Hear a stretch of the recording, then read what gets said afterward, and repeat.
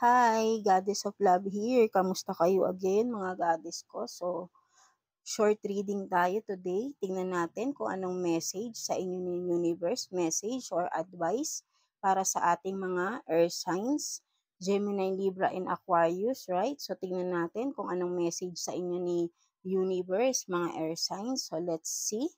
Let's get two cards, right? So, for the earth signs natin, Gemini, Libra, and Aquarius, advice or message ni universe sa'yo. So, you have this, the journey, and time to move on. So, yeah, for some of you, sinasabi sa'yo ni universe, earth signs, Gemini, Libra, and Aquarius.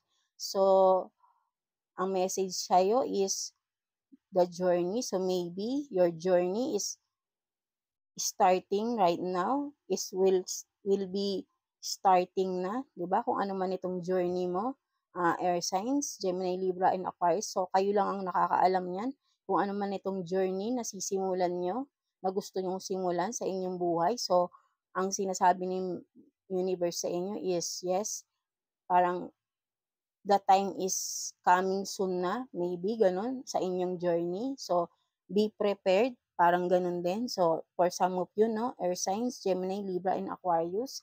And with this other card naman, time to move on. So for some of you rin naman, air signs, Gemini, Libra, and Aquarius, sinasabihan kayo, ina-advisean kayo ni universe na mag-move on na kayo kung ano man itong sitwasyon meron kayo. Kasi makikita mo is hirap na kayo dito, no, earth signs. So it's time to move on na daw, sabi sa'yo ni universe, no? Kasi nakikita mo, pagod na pagod ka na rito, no? You're running out of time na, nahihirapan ka na sobra, air signs, Gemini, Libra, and Aquarius. So, time to move on, time to get out of that situation na, sabi sa'yo ni universe, ina-advisean ka na.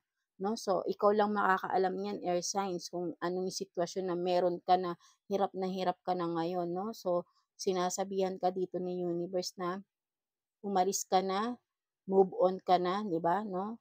Umalis ka na sa ganyang sitwasyon, 'di ba? So, yeah, that's it for you, earth signs, Gemini, Libra, and Aquarius. I hope na may naka-resonate sa inyo diyan regarding that situation.